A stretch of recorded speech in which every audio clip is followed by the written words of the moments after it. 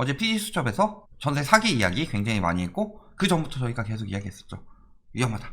그리고 그 신축 빌라 그 돌아가는 생태계에 대해서 저도 이야기했고 몇 번 안 되지만 다른 분도 한번 출연해서 한번 이야기도 하셨었죠. 그래서 요 신축 빌라 전세 사기 어떻게 돌아가는지 한번 봅시다. 어제 PD수첩 내용 좀 간단하게 정리한 거예요. 전세 사기의 설계자들 어떻게 설계되는지 내용 다 나왔죠. 강력해진 시한폭탄. 저번에 빌라다 세대 영상에서도 말했겠지만 빌라는 사는 게 아니다. 지금 전세 절대 들어가면 안 되는 이유 뭐예요? 세입자 돈 가지고 예를 들어서 건축주가 한 채 지어서 2억을 벌고 싶어요. 그러면은 매매든 전세든 2억 2천을 받습니다. 그러면은 중개인한테 아예 그냥 처음부터 집을 누가 산다든가 집을 누가 사면은 중개인한테 2천 주는 거고 전세로 들어온다 하면 중개인한테 한 1,500 주고 임대사업자 혹은 바지사장한테 500 준다. 이게 빌라 업계의 현실이죠. 그러니까 2억짜리 이것도 건축주도 한 5천 남길 거예요. 만드는데 한 막 1억 5천 들었다. 근데 한 5천 남긴다. 그걸 가지고 5천 남기면서 자기가 요 5천 남기는 거에서 이렇게 나눠주는 것도 아니고 세입자 돈에서 나눠준다. 그러니 이 집을 누가 비싸게 사줄 리가 있느냐. 임대사업자 혹은 무갭투기 갭 없죠. 빌라는 무갭입니다. 특히 신축 분양 빌라 신축으로 분양하는 빌라에는 절대로 전세로 들어가는 게 아닙니다. 건축주가 바지사장한테 돈 주고 있죠. 그리고 이런 부분에 대해서 저희가 예전 영상에 굉장히 디테일하게 언급했어요. 이때도 PD수첩 나오니까 저희가 좀 자세하게 이야기했죠. 자, 그러면서 보면은 여기 임대사업자죠. 3위 하면서 500 매체라는데 지금 주변에 돌고 있는 얘기는 1000채 가지고 있고 뭐 세금만 3억을 낸다. 이거 자랑할 일 아니죠. 근데 세금만 3억을 내시는 분이 전화도 안 받고 세입자들한테 그리고 보증금도 안 돌려주고 세금 3억 낼 돈은 있고 보증금 돌려줄 돈은 없어요. 이거 다 여기 보면 다 가압류 들어왔죠. 가압류 들어갔는데 멀쩡하게 홈페이지에서 장사하고 있다. 거기서 그 영상 내용 보면은 내년에 들어올 수 있냐, 가압류 해지해 주겠다 이런 이야기 하죠. 그래서 내년에 가압류 해지되니까 대신에 전세보증보험은 가입이 안 된다 뭐 이런 식으로 이야기 하잖아요. 그 홈페이지 보고 전화를 한 거죠. 근데 만약에 서류 제대로 안 떼어봤다 그렇다면 가압류고 뭐고 그냥 떠넘겼겠죠. 자, 보면 어때요? 행태 사고 60건, 사고 금액 121억 원, 그 외에 가압류 249건, 그리고 가압류 금액 88억 원. 사고 난 건 60건인데 가압류는 249건이에요. 뭐예요? 요거 어디서 들어간 거예요? 보증보험에서 들어갔을 가능성이 높죠. 가압류는 뭐예요? 채권이죠. 채권이니까 이 사람 재산에 집어넣는 거죠. 재산에 넣기 때문에 무슨 일이 나타날 수 있느냐, 예를 들어서 그 집 자체에서 뭐 근저당이라든가 혹은 전세금 안 돌려준다고 해서 그냥 뭐 세입자한테 난 못 줘 하고 배째 이게 안 되고 전세보증보험에서는 가압류가 들어오더라. 그렇다면 이거는 안 갚으면 어떻게 돼요? 경매 넘겼는데 경매도 안 나가고 채권은 선순위 물건들이 많이 대부분 가져가죠. 경매에 나간 금액에 대해서는. 그렇다면 어떻게 되는 거예요? 경우엔 자기 집까지도 들어올 수 있다. 그러니까 가압류 빨리 없애고 싶어서 더 저렴한 가격에, 예를 들어서 예전같이 보증보험이 없었다. 그렇다면 어떻게 했겠어요? 동탄 300채 그 아름다운 인간처럼 세입자한테 다 떠넘기고 빠졌겠죠. 근데 요즘에 보증보험 제도가 잘 되어 있어서 다 받지 못했겠죠. 물론 블랙리스트가 중간에 올랐기 때문에 못 받은 세입자들은 그대로 피해를 다 입는 거고, 전세 보증보험 받은 사람들은 보증보험으로 받았죠. 가압류가 들어왔죠. 이거는 갚아야 돼요. 그러니까 어떻게 해요? 나는 잠적한 적도 없고 외면하지도 않았다. 그러면서 아무런 문제가 없는 세대에도 잘못된 방역 문제도 그렇고 뭐 입장문 이야기한 거 보면은 그래서 가압류 풀어야 된다. 현재 입주한 임차인들도 못 돌려주고 이게 악순환이 된다. 그러니까 가압류 풀어라. 이런 식으로 오히려 당당하게 나가고 있는 거죠. 하고 싶으면 차라리 저기 뭐 근저당 같은 게 걸렸으면 다행인데 가압류니까 채권이니까 자기한테 결국엔 다시 돌아올 거기 때문에 요거는 어떻게든 풀려고 하는 거죠. 거기다 바지사장 저번에 나왔던 진씨 리베이트 받는 거 어떻게 하셨어요? 리베이트 받죠. 바지사장이니까. 그리고 뭐 하고 있어요? 매매를 하기 위해서는 웃돈을 더 얹어서 달라. 이거 동탄 300채 이자식이랑 똑같죠. 뭐였어요? 손실나면은 세입자한테 떠넘기러 고의 경매 하던가 아니면 하기 전에 경매 할 거니까 경매 내놓을 거니까 웃돈 얹어서 사든가 아니면 나 경매 내놓을 거다. 그러면 너 저기 전세금 다 보장 못 받는다. 이렇게 가는 거죠. 그러면서 뭐라 그래요? 세입자들한테 가압류 및 경매 진행될 경우 다른 세입자 피해가 예상되니까 너 때문에 다른 세입자들 피해가 예상된다. 이렇게 얘기하는 거죠. 그게 임차인들 때문이에요? 임차인들 때문 아니죠. 저렇게 바지사장 짓거리 한 인간, 그 전에 이전에 건축주와 그걸 다 알고도 중개하는 중개업자, 그리고 그 중간에 진짜로 중개업자도 아닌 사람들 펀으로 껴있는 경우 많죠. 천수막 같은 거 붙어가지고 전화해보면은 물어보면 부동산 개불도 모르는 사람들 많아요. 중간에 전화만 연결해주고서 갖다 데려다 주고서 상담은 거기서 다 해주고서 그래놓고 알 받아요. 이 사람들은 진짜 개불도 모르고 하는 거예요. 전세 갖다 붙여주면 돈 준다니까 남 피해 갈지 안 갈지는 몰라요. 아는 사람도 있고 모르는 사람도 있는데 모르는데 그냥 데리고 가는 거예요. 그 사람들은 전혀 책임을 져주지 않습니다. 자, 그 다음에 법인 대박이죠.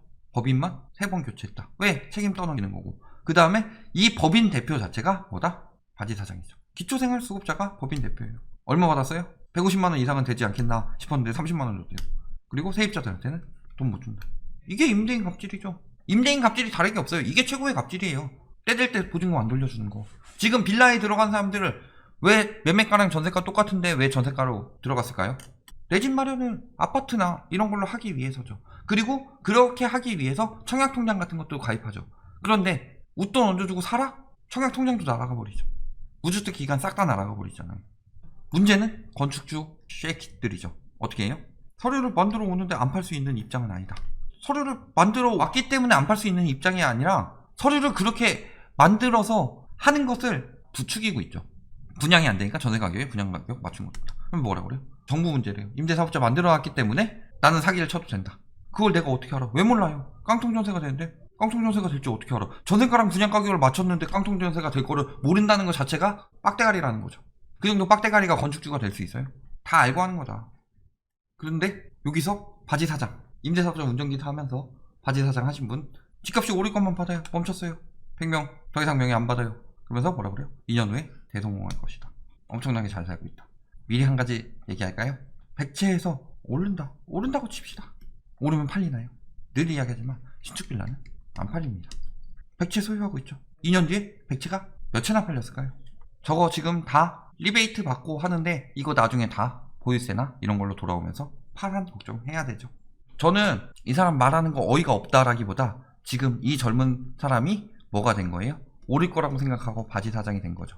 이 사람이 지금 막 나는 갭투기에서 엄청나게 성공한다.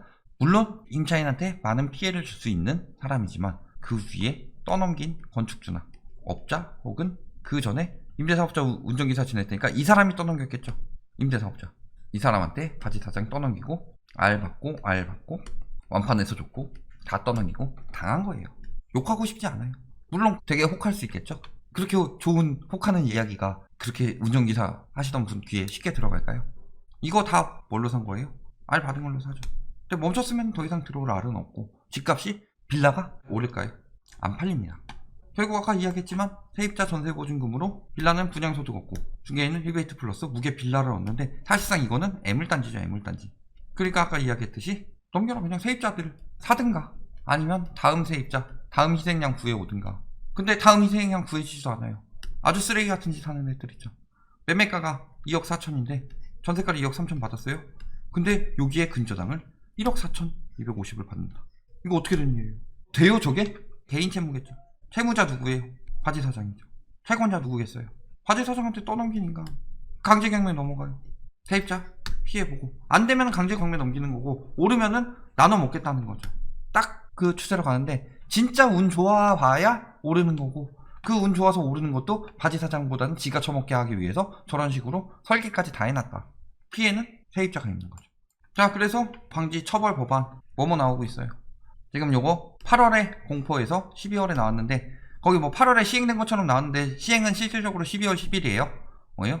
임대보증금 반환을 지원하여 임차인 피해가 명백히 발생했다고 할 때 직권으로 등록 말소가 가능해진다. 그러니까 뭐 하는 거예요? 발등에 불 떨어진 거죠. 직권으로 등록 말소가 되면 어떻게 돼요? 지금 임대사업자 하면서 핵심은 뭐예요? 보유세 엄청나게 낮추는 거죠. 이것도 9.13 이전에 샀던 것들. 왜 요즘에 피해가 쭉쭉 늘어날까요? 9.13 이전에 임대사업자 쭉쭉 해가면서 가능했는데 9.13 이후에 안 되죠. 지금은 이제 더 안 팔리니까 바지 사장 쭉쭉 늘어나죠. 그러니까 그 전에 했던 것들에서 이제 슬슬 나오기 시작하는 거잖아요. 보유세 안 내고서 바지 사장 가능한 이유는 뭐예요? 리베이트 받아도 보유세 안 내도 되니까. 보유세는 나중에 압류로 들어오죠. 그러니까 가압류 조심해야 되죠. 근데 안 내죠? 뭘로 나가는 거예요? 이게 다 경매로 나오게 돼요. 왜? 임대사업자 말소되면 보유세가 엄청나게 늘어나니까. 수백 배 늘어나니까. 특히 바지 사장 같은 경우. 이거 다 경매로 쏟아지게 된다. 그러면은 신축 빌라 지금 아까 이야기했죠? 2년 뒤에 엄청나게 부자가 되어 있을 거라고. 그래서 뭐 오를 거라고 생각해서 2억짜리 2억 5천까지는 오를 거라고 생각하고 샀다. 어차피 뭐 나는 무개비니까. 근데 옆에서 비슷한 수준의 1억짜리 경매 물건들이 쏟아져 나옵니다. 왜? 1억까지 안 떨어질 텐데. 1억 8천, 1억 6천 이 정도로 나오겠죠, 처음에? 2억 정도로 나올 수도 있어요. 근데 그 물량이 너무 많다는 거죠. 그렇게 쏟아져 나오면은 결국엔 유찰되는 거 발생하게 돼 있고, 그렇다면 여기가 더 좋다 칩시다. 더 좋다 치더라도 2배가 넘는 가격으로 사겠느냐? 말도 안 되는 소리죠. 경매도 잘 안 될 거예요. 세입자들 때문에.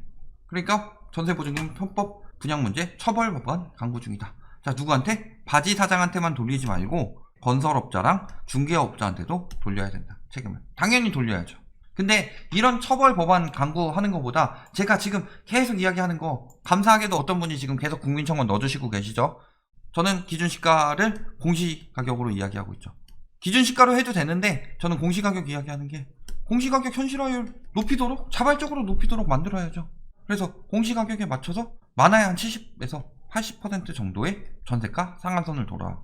그렇다면 분양가가 2억 5천에 되면은 여기 한 공시가격 2억이라고 치면은 전세가는 최소 1억 4천에서 1억 6천 정도 한다. 그러면은 이거 사기 위해서 갭투기가 들어갈 수 있겠느냐, 빌라에.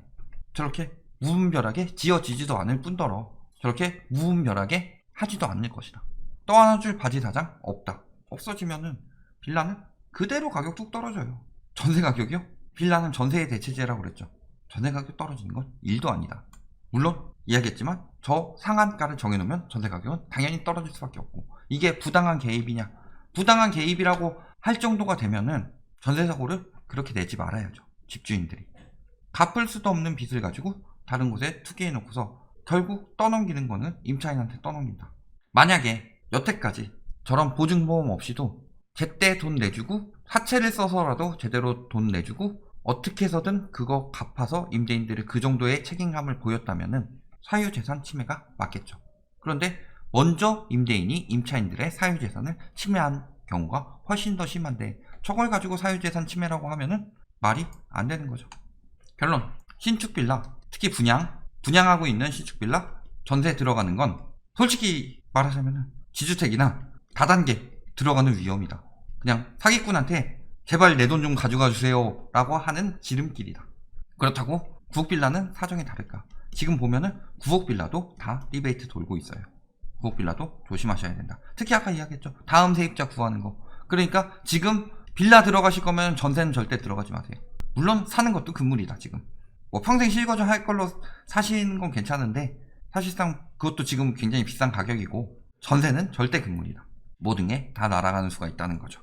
그리고 저 생태를 봤기 때문에 전세에 대해서 규제가 강화가 필요하고, 특히 처벌도 필요하다. 처벌도 중요하지만 근본적인 전세 대책이 필요할 때다. 지금처럼 애매하게 재계약의 5%, 물론 효과는 있죠. 재계약 하시는 분들은 엄청나게 효과를 보실 것이지만 중요한 건 뭐예요? 앞으로 신규 계약, 모든 계약에 한해서 저렇게 깡통 전세가 나오지 않도록 시가나 공시지가 같은데 전세 가격이 어느 정도 비율 이상 넘어가지 않도록 근본적으로 규제하는 법안이 필요할 때다. 여기까지 말씀드리겠습니다.